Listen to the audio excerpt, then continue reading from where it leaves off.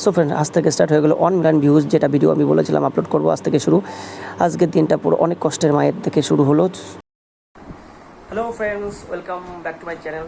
So friends, তোমাদের আমি দেখাবো 90 দিনে কী করে 1 মিলিয়ন ভিউজ বানাতে হয়। ঠিক আছে, আজকের থেকে ডে 1 স্টার্ট করছি আমার এই ব্লগ চ্যানেলে। সো গাইস, আমি তোমাদের দেখাচ্ছি কী কী হবে পুরো অল টোটাল। ঠিক আছে, তো চলো। Hello friends, good morning. আজকের আমার সকালের যে চা সেটা রেডি, আর আমি এখন কী কী বই পড়বো সেটাও আমার পুরো ফিক্স হয়ে গেছে। সবার ফার্স্টে সকালে আমি আমার শিডিউল তৈরি করি কী কী পড়তে হবে আমাকে সারাদিনে, পুরো অল ডেতে সেটা আমি তৈরি করে বসে যাই। সবার ফার্স্টে আমি সায়েন্স পড়া শুরু করি। আমি যেহেতু রেলেরও প্রিপারেশান করছি, আমার এলপি ইচ্ছা আছে, আমি আইটিআই করেছি। তাছাড়াও তাও দেখো আজকে সকালের যে আবহাওয়াটা ততটা ভালো নেই, মনে হচ্ছে ঝড় বৃষ্টি হতেই পারে।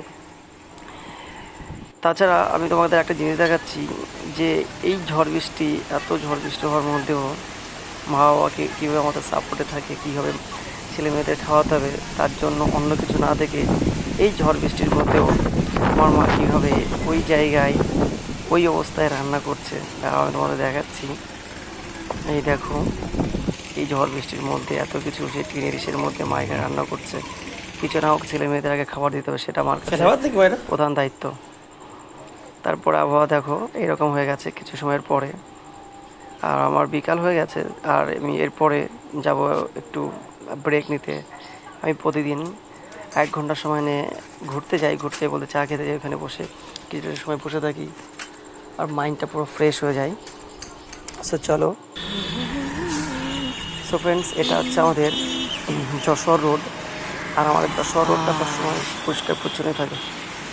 কিন্তু আমাদের যশোর রোডের যে অবস্থা দেখতে পাচ্ছ, পুরো গাছগুলো মরে গেছে, ছায়ার অভাব পড়ে গেছে। তার মধ্যে আমার সাইকেল নষ্ট হয়ে গেল, আর আঙ্কেল আমার সাইকেলটা রিপেয়ারিং করছে। রিপেয়ারিং করে আমি চলে আসি চা খেতে। কিছু সময় ধরে এখানে চা খেতে থাকি আর বসে থাকি, আর লোকজন দেখি, গাড়ি ঘোড়া দেখি, সব কিছু দেখতে আমাকে ভালো লাগে। তারপর আমি দেখি ভাইয়ের যে অবস্থা, ভাই অনেক কষ্ট করে মানুষ হচ্ছে, পড়াশোনা করে। তারপর আমি সব চাটা খেয়ে কমপ্লিট করে বাড়ির দিকে যাই।